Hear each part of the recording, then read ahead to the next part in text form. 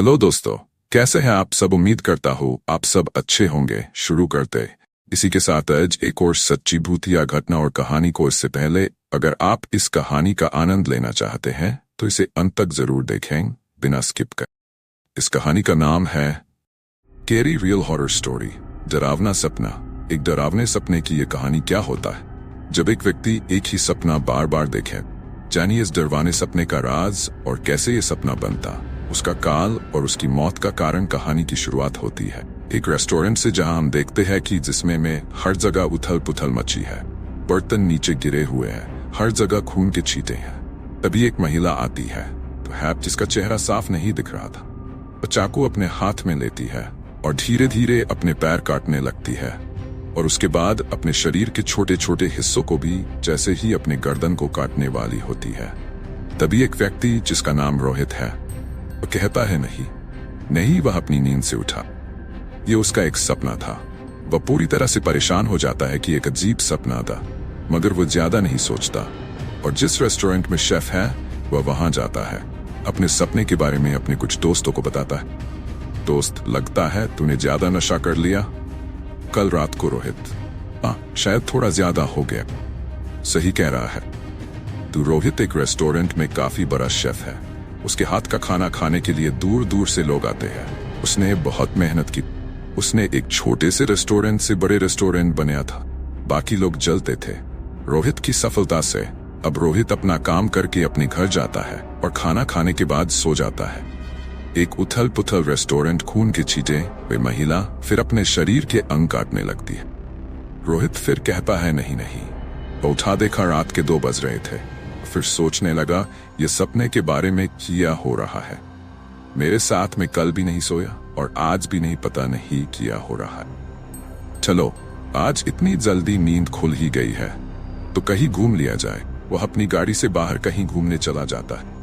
वह अपनी गाड़ी एक जगह रोकता है जहां एक मंदिर था और वह सोने की कोशिश करता है पर अच्छी नींद लेता है और वहीं से अपने रेस्टोरेंट चला को जाता है। वहां जाकर वो देखता है आज सबसे ज्यादा कौन से खाने के लिए ऑर्डर दिया और उसे ही बनता है। ये सब करने के बाद जब वह अपने घर जा रहा होता है, उसे रास्ते में एक बाबा मिलते हैं। वह बाबा उसे कहते हैं तू चल मेरे साथ में तुझे बचाऊंगा। रोहित उस बाबा को देखकर थोड़ा डर जाता है और कुछ पैसे देकर अपने घर चला जाता। रोहित उस रात जब फिर सोता है उसे वही सपना आता है और इस बार ऐसा मानो उसका कोई गला घोट रहा। वे बहुत मुश्किल से उठ पाता है। क्या हो रहा है ये सब कुछ समझ नहीं आ रहा। ये डरावना सपना क्यों आ रहा है। मुझे बार बार 6 दिन हो जाते हैं और रोहित सही से सोया नहीं था। ऐसा लग रहा था अगर वह सोया तो ये सपना देख देख कर मर जाएगा या बिना सोए मर जाएगा। उसे कुछ समझ नहीं आ रहा यह सब क्या हो रहा है। एक दिन जब वह कहीं जा रहा था तो वह एक बाबा को देखता है जिनसे वह कुछ दिन पहले मिला था। इससे याद आता है ये बाबा कह रहे थे वे बचाएंगे मुझे। रोहित परेशान होकर उस बाबा के पास जाता है। बाबा मुझे बचा लो।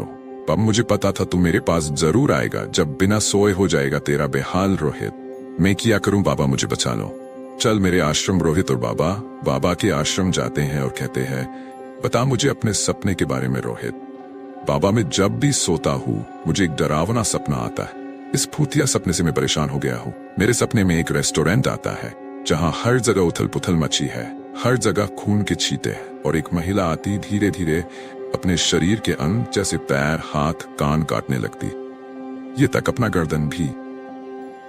ये एक डरावना सपना नहीं है बल्कि ये सपना का अर्थ है तुम ज्यादा समय तक जीवित नहीं रहोगे। बाबा मुझे बचा लीजिए। एक काम करो, तुम यहाँ सोने की कोशिश करो, मैं यही हूँ। रोहित सोने की कोशिश करता है और उसका सपना में अब सब सही था। वह सपना देख रहा था कि उसके रेस्टोरेंट में भीड़ है, सब उसके हाथ का ही खाना चाहते। मगर जब वो उठता है तो देखता है को अदृश्य शक्ति बाबा पे हमला कर रही है। बाबा को चाकू से मारने वाली है। रोहित इधर उधर सामान फेंकने लगा है। बाबा बहुत मुश्किल से बच पाते। पापा, ये सब क्या हो रहा था? ये बहुत शक्तिशाली आत्मा है, ये तुम्हें जीने नहीं देगी। मैं भी बहुत मुश्किल से बचा हूं। अगर तुम नहीं उठते तो शायद मैं नहीं बचता। रोहित, बाबा मैं क्या करूं?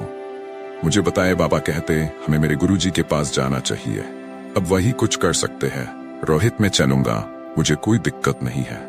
अभी चलते हैं। कुछ समय पश्चात बाबा और रोहित पहुंचते हैं गुरुजी के पास, जिनका नाम रामेश्वर है। रोहित पहुंचते ही उनके पैर पकड़ लेता और कहने लगता, बाबा मुझे बचा लीजिए। रामेश्वर गुरु, अगर तुमने कुछ नहीं किया तो कुछ भी नहीं होगा। तुम्हें बाबा जिनसे रोहित पहले मिला था उनका नाम शरेश है, और रामेश्वर गुरुजी दोनों के तुम सोने की कोशिश करो, रोहित सोता है।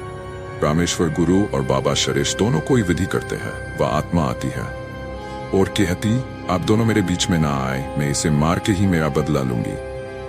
कैसा बदला और इसने तुम्हारा किया बिगाड़ा है, वो आत्मा बताती है।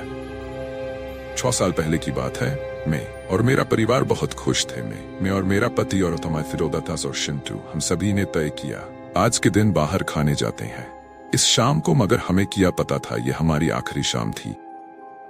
हम लोग एक छोटे से रेस्टोरेंट में गए थे। वह रेस्टोरेंट छोटा था, मगर 3 शेफ की वजह से वह चलता था, और उन्हीं बावर्ची की वजह से उस छोटे रेस्टोरेंट में लोग खाना खाने आते। हम लोग वहां गए, हम सभी ने खाना ऑर्डर किया। उस रेस्टोरेंट में कुल 9 लोग थे। हम सभी को खाने का स्वाद थोड़ा अच्छा नहीं लगा। इस बार हम 2 बातें कह के वहां से जाने लगे, तभी 2 लोग वहां नीचे गिर गए और हमारा छोटे बेटा शिंटू भी हमें लगा बेहोश हो गया। मगर अच्छे से चेक किया तो जो भी नीचे गिरे थे वे सब अब जीवित नहीं थे। एक व्यक्ति जो शेफ था वह कहने लगा, देखा मैंने कहा था यह खतरनाक हो सकता है, और भाग गया। एक व्यक्ति ने कहा, यह सब इस खाने से हुआ है। हम सब ने शेफ को धमकाया तो पता चला ये लोग खाने में कुछ केमिकल डालते थे जिससे खाने में स्वाद और आए, और जो भी खाना खाएं वह बार बार यहाँ आए। मतलब वे कुछ नशीले पदार्थ का इस्तेमाल करते थे, मगर इस बार उन्होंने कुछ ज्यादा ही डाल दिया था, जिससे वहां 2 लोग और एक बच्चे की मृत्यु हो गई थी। हम सब बाहर भागने लगे, मगर एक शेफ जिसने उसकी बर्बादी देखी, उसे लगा ये रेस्टोरेंट अब बंद हो जाएगा, जेल में होंगे हमारा पूरा नाम बर्बाद। उसने और एक दूसरे शेफ ने मिलकर रेस्टोरेंट के दरवाजे बंद कर दिए और हम सबको पकड़ के मार दिया गया, और हम सब के छोटे छोटे टुकड़े करके जानवरों को खिला दिया गया। रामेश्वर गुरु, तुम्हारे साथ जो भी हुआ बहुत बुरा हुआ, मगर इसमें इस रोहित की क्या गलती है? आत्मा, वह व्यक्ति जिसने खाने में केमिकल डालने का सोचा और किया, शेफ रोहित ही है, और अपनी बर्बादी से बचने के लिए हम सबका यह हाल किया। रोहित नींद से उठता है। रामेश्वर गुरु, तुमने कुछ साल पहले एवर लोगों को मारा था। रोहित, नहीं, यह सब झूठ है, अब बस मुझे बचा लीजिए। रामेश्वर कहते हैं, तुम्हारे चेहरे की हरकत बता रही है, तुम झूठ बोल रहे हो, अब हम कुछ नहीं कर सकते। मैंने तुमसे पहले ही कहा था अगर तुमने कुछ नहीं किया तो तुम्हें कुछ नहीं होगा। एक आवाज आती है, कृपया करके आप दोनों मुझे अपना काम करने दे। रामेश्वर और बाबा शरेश उसे एक कमरे में छोड़ देते हैं और बाहर चले जाते हैं। मेरे पास बहुत पैसा मैं सब आपको दे दूंगा, मुझे बचा लो। शरेश, शायद बहुत ज्यादा ही पैसे हैं, ये पास उसे बता दो, इसकी एक चवन्नी भी काम नहीं आएगी। दोनों हंसते हुए बाहर चले जाते हैं। वह आत्मा बिल्कुल उसी सपने की तरह रोहित का बुरा हाल कर देती है, उसे के शरीर के छोटे छोटे टुकड़े करने लगती, और बीच में कहती है यह हिस्सा जंगली कुत्ते का, यह हिस्सा चूहे के लिए, और यह बचा हुआ हिस्सा जंगली मगरमच्छ को फेंक देती है, और साथ ही साथ उसका रेस्टोरेंट भी बंद हो जाता है। क्योंकि रोहित के साथ एक और शेफ जो इनमें शामिल था, उन्होंने पुलिस को बता दिया था 4 साल पहले उन्होंने किया था। मगर इन सब के बाद भी वह आत्मा उस दूसरे शेफ को नहीं छोड़ती, क्योंकि वह शेफ भी रोहित के साथ था, और उसने भी उस एवर लोगों को मौत के घाट उतारने में रोहित की मदद की थी। कहानी से सीख, ये कहानी से हम सीखते हैं अगर आपने किसी के साथ बुरा किया है तो आपके साथ भी बुरा ही होगा, अली उसमें थोड़ा समय लग जाए। हम जितना ही अपनी गलती को छिपाए वह बाहर आ ही जाता। उम्मीद करता हूं ये कहानी आपने पूरी देखी होगी और इसे एंजॉय किया होगा। अगर आप इसी तरह की और भी कहानियों को देखना चाहते हैं तो हमारे चैनल को सब्सक्राइब जरूर करें और बेल आइकन पर जरूर क्लिक करें। ये हमारा एक नया चैनल है, हमें ज्यादा से ज्यादा सपोर्ट भी करें। मिलते हैं एक और नई कहानी के साथ। धन्यवाद।